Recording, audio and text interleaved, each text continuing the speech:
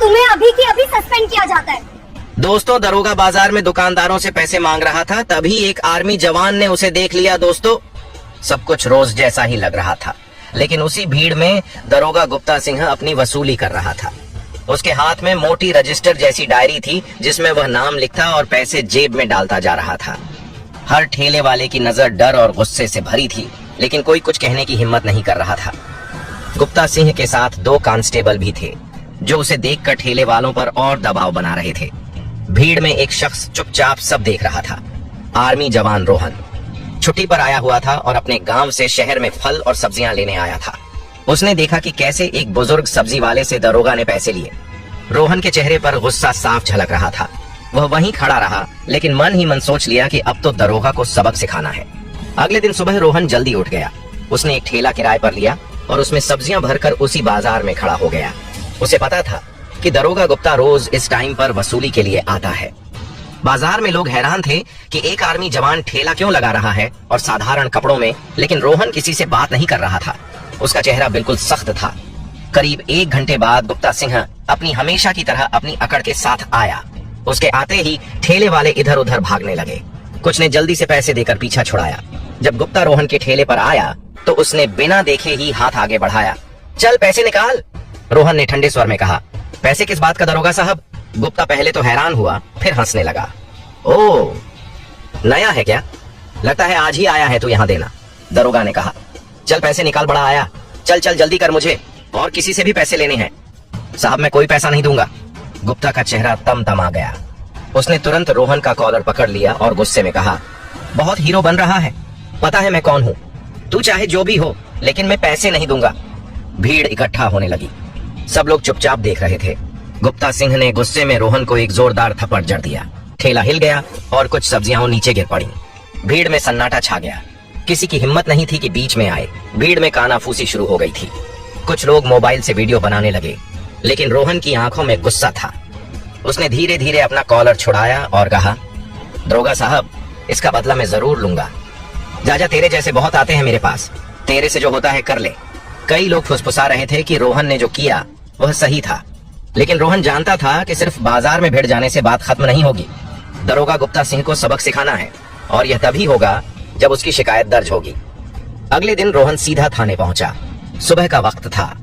थाने के बाहर खड़ी पुलिस की जीप और अंदर से आती हंसी मजाक की आवाजें बता रही थीं कि अभी माहौल आराम का है। रोहन अंदर गया तो देखा एसएचओ साहब अपनी कुर्सी पर बैठकर समोसे खा रहे थे। गुप्ता सिंह भी वहीं पास में बैठा मुस्कुरा रहा था। रोहन ने सीधे एसएचओ के सामने खड़े होकर कहा, साहब, मैं गुप्ता सिंह की शिकायत दर्ज कराना चाहता हूँ। उसने कल बाजार में मेरे साथ बदतमीजी की, थप्पड़ मारा और बिना वजह वसूली की। एसएचओ ने समोसे मेज पर रखे, कुर्सी पर थोड़ा पीछे टिके और मुस्कुराते हुए बोले, रिपोर्ट? यहाँ कोई रिपोर्ट नहीं लिखी जाती, चलो यहाँ से। रोहन ने कहा, साहब, रिपोर्ट तो थाने में ही लिखी जाती है। एसएचओ ने कहा, रिपोर्ट तो लिखी जाएगी, लेकिन पहले 10,000 रुपए लगेंगे। रोहन ने कहा, 10,000 रुपए किस बात के? एसएचओ ने बिल्कुल ठंडे चेहरे से कहा, ये हमारे थाने का नियम है, दे सकते हो तो ठीक है, नहीं तो यहाँ से जाओ, हमारा टाइम मत खराब करो। रोहन के चेहरे पर गुस्सा साफ दिख रहा था। उसने कहा, साहब, रिपोर्ट तो फ्री में लिखी जाती है, ये कौन सा नया नियम है? गुप्ता सिंह पीछे से हंस पड़ा। अरे यही नियम है यहाँ का, जो रिपोर्ट लिखवाएगा वो पैसे देगा, वरना जाकर कहीं और कोशिश कर लो। रोहन ने एसएचओ की आंखों में देखते हुए कहा, ये नियम नहीं, रिश्वत है। आप लोगों का काम जनता की मदद करना है, उनसे पैसे लेना नहीं। मैं ये 10,000 रुपए नहीं दूंगा। एसएचओ का चेहरा अब गंभीर हो गया। उसने टेबल पर हाथ मारा और जोर से कहा, ज्यादा समझदार मत बन। ये थाना है, यहाँ वही होता है जो हम चाहते हैं। अगर शिकायत करनी है तो पैसे दो, वरना दरवाजा खुला है, बाहर जाओ। रोहन का गुस्सा खौल उठा, लेकिन इस बार उसने खुद को काबू में रखा। वह जानता था कि अगर अभी गुस्से में कोई कदम उठाया तो मामला उसके खिलाफ जा सकता है। उसने गहरी सांस ली और कहा, साहब, मैं यहाँ से खाली हाथ नहीं जाऊंगा। अगर यहाँ रिपोर्ट नहीं लिखी गई तो मैं ऊपर तक जाऊंगा। एसएचओ हंस पड़ा। ऊपर तक जाओ, नीचे तक जाओ, यहाँ कुछ नहीं होगा। गुप्ता सिंह हमारा आदमी है, समझे? गुप्ता सिंह फिर से मुस्कुरा रहा था। रोहन ने बिना कुछ कहे मुड़कर थाने का दरवाजा खोला और बाहर निकल गया, लेकिन उसके चेहरे पर अब पहले से ज्यादा सख्ती थी। लेकिन जैसे ही वह थाने से बाहर निकला, 2 पुलिस वाले उसके पीछे पीछे आए और बोले, साहब ने कहा है ज्यादा हीरो मत बनाई, बात समझ में नहीं तो अंदर करने में 1 मिनट भी नहीं लगेगी। थाने से बाहर निकलते समय रोहन के कदम तेज हो गए थे। उसका चेहरा पत्थर जैसा सख्त था, लेकिन तभी उसे महसूस हुआ कि कोई पीछे पीछे आ रहा है। उसने बिना मुड़े तेज कदमों से सड़क पार की और बाजार की तरफ मुड़ गया।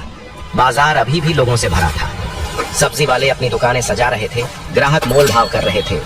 लेकिन उसने एक बार पीछे मुड़कर देखा, वहीं 2 कांस्टेबल थे जो थाने में भी मौजूद थे। उनकी आंखों में अजीब सी चमक थी। बहुत बहादुर बन रहा है ना तू, अभी बताते हैं तुझे असली कानून, उनमें से एक बोला। रोहन ने शांत आवाज में कहा, कानून तुम्हारे हाथ में नहीं है, मैं जानता हूं तुम लोग किसके कहने पर आए हो। तभी दूसरे कांस्टेबल ने आगे बढ़कर रोहन के गाल पर जोरदार थप्पड़ जड़ दिया। बाजार में मौजूद लोग सन्न रह गए। कुछ ठेले वालों ने फुसफुसाना शुरू कर दिया, लेकिन कोई आगे नहीं बढ़ा। पहले कांस्टेबल ने कॉलर पकड़कर कहा, तेरी हिम्मत कैसे हुई एसएचओ और दरोगा गुप्ता सिंह के आगे बोलने की? आज तुझे सबक सिखाना ही पड़ेगा। रोहन ने कहा, मैं डरने वाला नहीं हूँ, तुम लोग चाहे जितना मार लो, लेकिन मैं चुप नहीं बैठूंगा। कांस्टेबल गुस्से से तिल मिला गए। भीड़ अब इकट्ठी हो चुकी थी। लोग शोर मचाने लगे, अरे छोड़ो उसे, मार क्यों रहे हो? लेकिन कांस्टेबल पर कोई असर नहीं हुआ। वे फिर से रोहन पर टूट पड़े। इस बार रोहन ने पूरी ताकत से एक कांस्टेबल को धक्का दिया, जिससे वह ठेले से टकराकर नीचे गिर पड़ा। दूसरा कांस्टेबल पीछे हटा। रोहन की आंखों में अब गुस्सा उतर आया था। बाजार में मौजूद लोग भी अब रोहन का नाम लेने लगे। जवान है ये, अकेला लड़ रहा है, कोई तो मदद करो। लेकिन इससे पहले कि कोई मदद को आगे आता, गुप्ता सिंह खुद वहां पहुंच गया। उसकी आंखों में गुस्सा साफ झलक रहा था। अरे बस करो, वह चिल्लाया, इसे जाने दो। कांस्टेबल ने रोहन को पकड़ लिया। गुप्ता सिंह उसके पास आया और उसके गाल पर एक और जोरदार थप्पड़ मारा। अब भी समझ में नहीं आया? ये शहर हमारा है, यहाँ वही होगा जो हम चाहेंगे। रोहन ने धीरे से अपना सिर ऊपर उठाया और आंखों में आंखें डालकर कहा, तुम्हारा वक्त अब खत्म होने वाला है। तुम लोगों ने जिस दिन मुझे मारा था, उसी दिन ये लड़ाई शुरू हो गई थी। अब मैं इसे खत्म करके ही दम लूंगा। गुप्ता सिंह ने ताना मारते हुए कहा, देखते हैं तेरी ये बहादुरी कब तक रहती है। इसके बाद उन्होंने कांस्टेबल को इशारा किया और सब वहां से चले गए। रोहन की आंखों में डर नहीं था। सुबह होते ही उसने पहला फोन उसने अपने बचपन के दोस्त अमित को किया, जो पास के शहर में पत्रकार था। अमित, मुझे तेरी मदद चाहिए, कुछ बड़ा होने वाला है, आज शाम तक गांव आ जा। दूसरा फोन उसने सुरेश को किया, जो जिला मुख्यालय में वकील था। सुरेश भाई, एफआईआर दर्ज करानी है, शाम तक पहुंचो। तीसरा फोन उसने रवि को किया, जो आर्मी में उसी के साथ था। रवि, जल्दी से जल्दी आना। रोहन ने तय कर लिया था, अब वह अकेला नहीं लड़ेगा। शाम तक तीनों दोस्त गांव पहुंच गए। रोहन ने उन्हें पूरी घटना सुनाई। सबके चेहरे पर गुस्सा साफ दिख रहा था। आज अगर हम चुप रहे तो कल ये किसी और के साथ करेंगे, रवि ने कहा। सही कहा सुरेश, इस बार हम कानूनी तरीके से ही इन्हें सबक सिखाएंगे। डीएम मैडम को कॉल करना पड़ेगा। चारों ने मिलकर योजना बनाई। वह सभी थाने पर पहुंचे। अंदर वही एसएचओ बैठा था, लेकिन इस बार उसकी हंसी गायब थी। गुप्ता सिंह भी वहीं बैठा था, लेकिन दोनों के चेहरों पर हल्की बेचैनी थी। एसएचओ ने कहा, अरे वाह, हीरो साहब फिर आ गए। और ये कौन है? पत्रकार? वकील? रोहन ने सीधे कहा, साहब आज रिपोर्ट लिखवाने नहीं आया, आज सच्चाई दिखाने आया हूँ, और ये लोग गवाह हैं। अब आप डीएम मैडम से बात करेंगे। एसएचओ का चेहरा लाल हो गया। अरे हमें सिखाएगा तू कि हमें किससे बात करनी है? रोहन ने बिना कुछ कहे फोन निकाला और सीधे डीएम मैडम को कॉल लगाया। नमस्ते मैडम, मैं आर्मी जवान रोहन बोल रहा हूँ।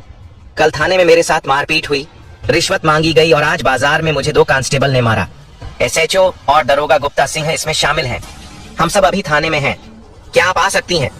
फोन के दूसरी तरफ से आवाज आई, मैं अभी आ रही हूँ, थाने से हिलना मत। करीब आधे घंटे बाद थाने के बाहर गाड़ियां आती हुई दिखाई दी। डीएम मैडम अपनी सरकारी गाड़ी से उतरी।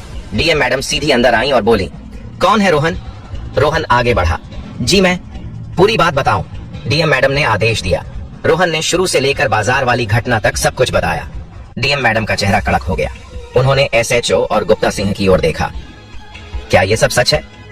एसएचओ कुछ बोलने ही वाला था कि डीएम मैडम ने टेबल पर हाथ मारा। चुप रहिए, ये थाना है या अड्डा? जनता से रिश्वत लेते हो, बाजार में मारते हो और फिर हंसते भी हो।